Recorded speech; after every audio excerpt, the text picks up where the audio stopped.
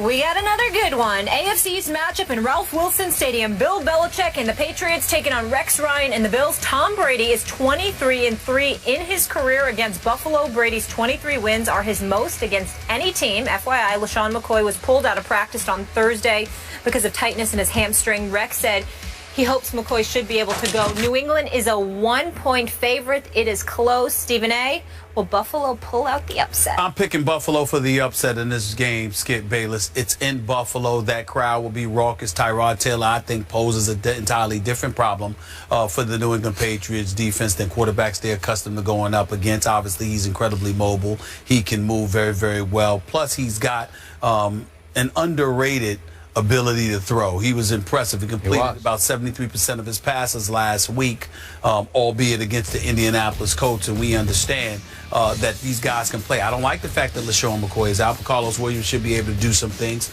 We'll see what happens. You still got We're not sure about LaShawn. That's right. We're not sure about him. We're not sure about him. We don't know, but he left practice due to his hamstring, so chances are he's not going to be anywhere near 100%. I think he's listed as questionable right now. Yeah, he's going to be listed as questionable. So, but I just think that defense they've got the personnel all of itself to go after Tom Brady. But when you combine that with the mind that Rex Ryan has on the defensive side of the ball, his familiarity with Tom Brady and the New England Patriots, I just think the combination of it all with New England coming into the house puts the Buffalo Bills in prime position to knock off the Patriots in an upset victory. I think it'll be tight. I don't think it'll be that high scoring, but I'm going to pick the Buffalo Bills to win like 21-18. Okay. 21-18?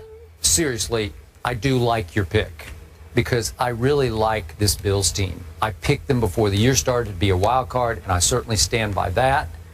And I'm becoming, as Molly knows, a Tyrod Taylor fan. Me too. We both, before you got here yesterday, we were talking about his Sports Center interview with Lindsey Zarniak, so and likable. it was captivating. But he is a first-time starter. First game he ever started was last Sunday. That one was against the Indianapolis Colts defense. This is against Bill Belichick, and we saw what a Dick LeBeau could do to a Jameis Winston. Not that I'm comparing Tyrod and Jameis, because Tyrod's been around for, 4 years now. But in this case, you are going up against a Belichick, and this time I don't just have a feeling, I have a conviction about this one. I think New England's going to prove to be just a little better than Buffalo.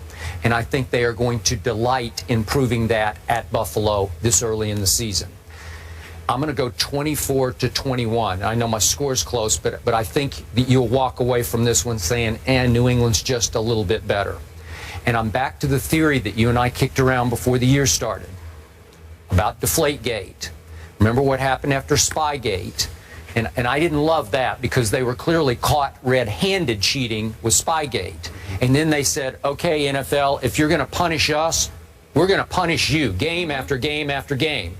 And they punished the NFL all the way to the Super Bowl, and then something else happened. This time, you could argue that it took a lot of the sting out of it. It took some of the emotion out of it that Brady was exonerated, at least so far, before appeals court. Yet, I just have a feeling that Tom Brady is saying, you put me through Deflategate, National Football League, I'm going to take it out on opponent after opponent after opponent. And if I'm right about that, you're going to see the first real sign of that Sunday at Buffalo, because this will be difficult. And I think you're going to see Psycho Tom, as I call him, in all his glory. You're going to see emotions spilling over. You're going to see headbutts with Gronkowski. You're going to see Tom Brady at the highest level against a guy, and I call him Rex Ryan, has been Hex Ryan against Tom Brady, because he has had his number.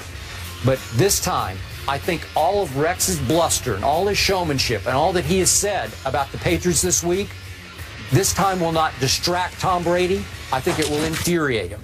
I think it will bring the very best out of him, in that he's going to delight in taking it out on Rex Ryan this time. And just a quick point of order, and I know what you're going to say about this, but it was intriguing to me against your Pittsburgh Steelers, against blitzes by the Steelers defense. Tom Brady went 8 out of 10 with 4 touchdown passes. Now, obviously, the Steelers defense is not the Bills defense coached by Rex Ryan, Dennis Thurman. But still, Brady can beat the blitz with the best of them. In fact, I think he is the best blitz beater there is. He's going to see a whole lot of blitzes this time. They're going to come from everywhere, anyway, always. Whatever Rex can cook up, it will get thrown in Brady's face. He does have Ryan Wendell back at center. Remember, they had to start 3 rookies in the middle of the offensive line against Pittsburgh, and I can't believe they survived. So he's back, so that helps just a little bit. And now for my X factor. I mentioned this yesterday. With all the focus and attention on Gronkowski, there's this guy named Scott Chandler, who happens to be a little bit bigger than Gronkowski is. 6'7", 260. Really? Wow. And he's been playing the last 8 years in Buffalo, New York. So he is going back, quote unquote, home. And I just have a feeling that Tom Brady's going to say to Rex, you know, you talked about King Kong on Gronkowski. Watch what I'm going to do with Scott Chandler this time. I think Tom Brady will feature Scott Chandler. 2 tight ends. You can put 3 on Gronk if that's what you think you need to do. And Scott Chandler's going to have single coverage on somebody who's 8 inches shorter, and Tom Brady's going to throw it to Scott Chandler. And I loved what Edelman did in the opener, and he's still going to be a force. And I love what Deion Lewis, coming from nowhere after 2 years out of football, did. LeGarrette Blount is back. So that will help, because now you have a sledgehammer back there. So I just think the Patriots are really good, and I think Tyrod will struggle a little bit more against this New England defense than he did against the Indy Colts defense. I hear you, Skip Bayless. And I'm just looking at Scott Chandler's numbers, and he's got about, last year in Buffalo, had about 47 receptions for nearly 500 yards. You know, and I'm not knocking him, because sometimes when you play with greatness, it elevates your level of play. And I understand that he, by association with the New England Patriots, he can end up being all of that. But he hasn't been yet, despite his physicality, his physical frame, being 6'7", 250 pounds. Now, playing alongside Rob Gronkowski certainly won't hurt anybody, and I get all of that. But I also will remind you again, we've got Marcel Darius coming back. You still got Kyle Williams. You got Mario Williams. Yes, you got Jerry Hughes and these boys. It's hellacious. You don't necessarily have to send the house to get to Tom Brady. You understand? You can back up a little bit in the coverage. You can sit there and rush 4, maybe 5 at the most, and really, really get at Tom Brady. Sometimes you can rush 3, considering the studs that they have on their in terms of their front and seven. When you do get to him, he will tap dance like the late great Gregory Hines. I need to get that on the record today, just in case Mr. Brady's watching. Well, so what? Here's the deal. What you need to pay attention to is that sometimes Rex Ryan acts like that knockout puncher. And what I mean by that is, I'm willing to take 2 or 3 blows to get one good look. Now, in Tom Brady's case, I think you may see scenarios and situations where Rex Ryan will take a chance just to put some licks on him, just to soften him up. Just to sit there and humble him just a little bit, so ultimately he does find himself tap dancing. And I think those are the kind of things that you have to take into consideration. Granted, Tom Brady has stomped Rex Ryan in the past, winning 45-3 in a regular season game when he was the coach of the New York Jets. But that same season, a month later, Rex Ryan took his Jets back up to New England, and they won 28-21 in a playoff game. So I just look at it from the perspective, I don't know if Rex Ryan has ever had this level of talent on a defense. I'm talking about in terms of being a head coach. Now, some would argue he had it to some degree in Baltimore. Definitely in Baltimore. I thought you were just doing the Jets. No. And with the Jets, he had a strong secondary. He sure did. Okay, not necessarily a strong front seven. You didn't have guys that can get at the quarterback. Not like Rex Ryan guys. didn't have that. You had guys in Baltimore who could really coverage, who would put some licks on you, who could defend, who were wise and smart. But I don't know if they had a front seven that could get to the quarterback like these dudes. They lead the league in sacks, interceptions since 2013. That's even before Rex. There you go. So that's before Rex, man. And now you've got Rex there. It's going to be real interesting.